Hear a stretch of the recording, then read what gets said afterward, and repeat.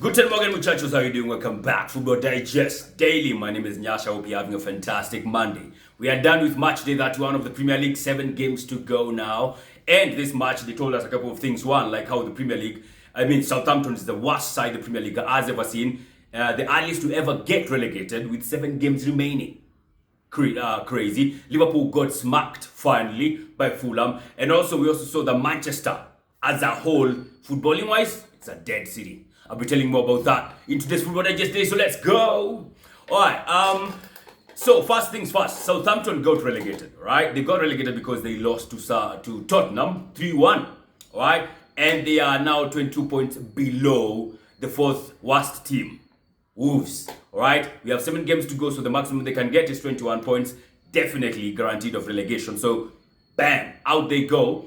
And now they have a very bad record because it's the earliest a team has ever been relegated with like 7 games remaining. The worst that I've seen has always been like 6 games for like 3 teams. I think Ipswich, Derby, and Sheffield United, I think 2021 or something. Yeah, so with 7 games remaining, that's abysmal. They have 10 points from 31 games. 10!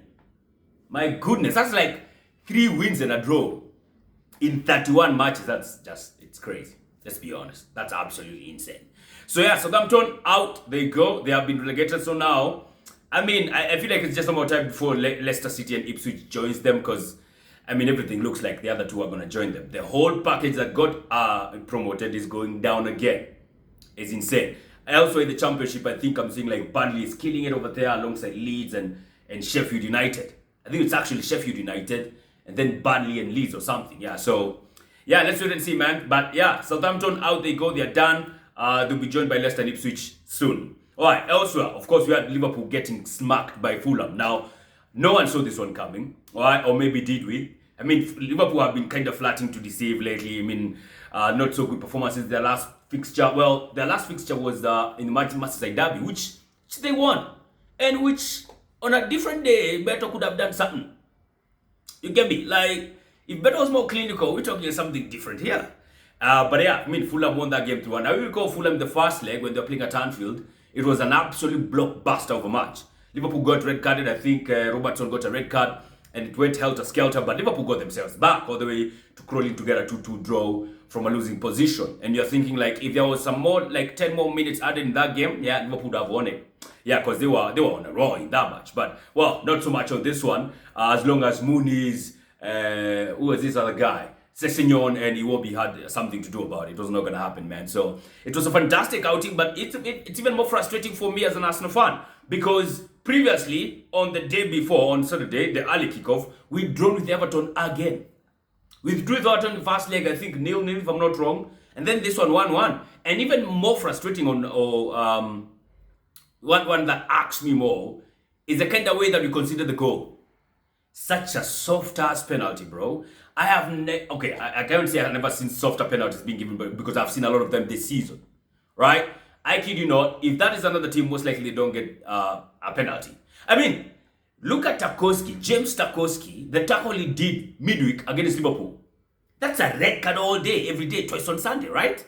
Well, no red card. Van Dijk, I think there's a place where he smacked a guy, is it a Fulham guy or who was it? When they were doing a corner kick, walked away with it. But Arsenal commit such a stupid ass foul, which part of that is deserving a red card really? A penalty. Because by the time he goes down, Miles Kelly is already done with him. Like, it's not like Miles hold him down all the way to taking him down. He does not do that. He does not. So I don't understand. It was so soft a penalty, and I even tweeted this. I don't know what's more bizarre. Us conceding a penalty in such a way or giving away such a penalty, or that penalty actually being given and not overturned. Like, yo. Yeah, I think you have seen it all this season. As far as refereeing is concerned, you have seen it all. And especially against Arsenal, it's just crazy. It's just insane, let's be honest. Anyway, we considered that 1-1 draw, 1-1. Trossard had put us ahead, a fantastic goal, by the way. And yeah, we could not get ourselves back, man. We could not. But I think what I liked about that game is Mikel Merino. He won the most duels, or duels, if you like. 22 of them.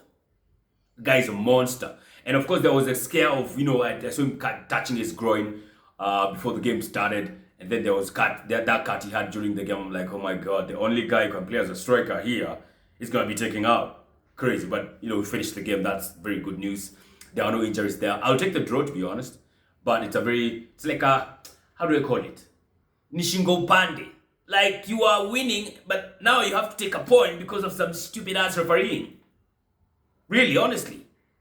It's so terrible. The refereeing is it's out of this world. It's abysmal.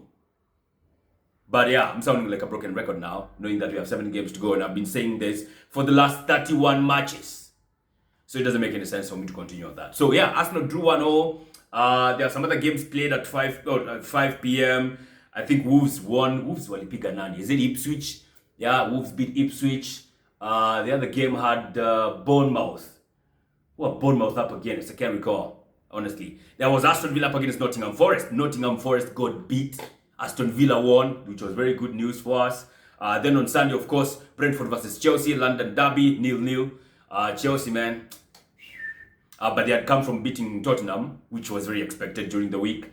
Another crazy game in terms of officiating. Liverpool were playing against Fulham, like I said. They lost 3-2. The other game played at 4 p.m. involved...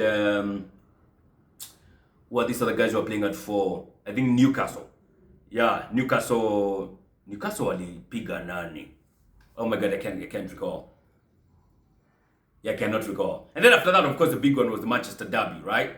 Manchester United welcoming Manchester City. If you look at the two teams, man, they are just terrible. The two teams are dead. They absolutely suck.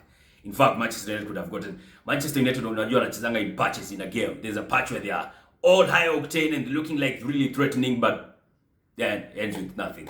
I saw so many times Bruno cook stupid, very good chances for people, and they're all wasting them. Joshua Zirkzee, Garnacho, the number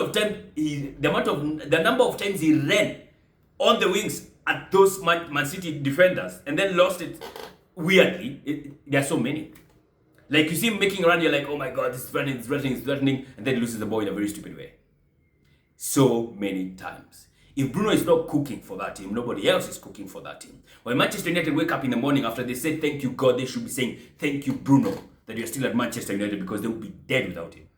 Absolutely dead. Man, the other guys do nothing in that team. He is the heart of Manchester United. If he is taken out, that team is dead. Yeah, so yeah, man. So, of course, some good sales from Ederson as well. Manchester United had their chances as well. I think a Manchester United that is in a game that is just chaotic. When there is no order, they thrive. And they almost did that against Manchester City. Manchester City as well, man, they were also just like a daisy call. Like, you just look at those two teams and like, man, these two teams, really, honestly, this is not your season. This is not it. You two are really poor. The both of you. So... yeah, no team won. I mean, I stayed a whole 90 minutes watching a game end 0-0. Imagine that. That's just criminal of the highest order. But yeah, that's how the Cookie Crumble match day 31. Liverpool now, after they lost that game, they now need 11 points from 7 games. Yes, let's see if they shall win the next one. If they not, I think the only issue I'm worried about right now is giving them a guard of honor. Honestly, if there's a way I can avoid that, the better for me. I don't know if I'll be able to avoid it, to be honest, but if I can, I would really, really love it if I could. Yeah, so let's see how the cookie crumbles, man. Of course, don't forget this week we have the Champions League that is coming up. The Arsenal welcoming Real Madrid at the Emirates. It's going to be a cracker. And then, of course, we have, I think, Aston Villa going to Paris for PSG. We have, tomorrow, on Wednesday, we have Barcelona up against Borussia. And we also have Bayern Munich versus Inter Milan. Salah, go there, some very nice matches. I'm looking forward to it. If your team is not in the Champions League, that does not concern you. Oh, but you can do one thing. Hit the subscribe button, man. Let's get to 5,000 subscribers.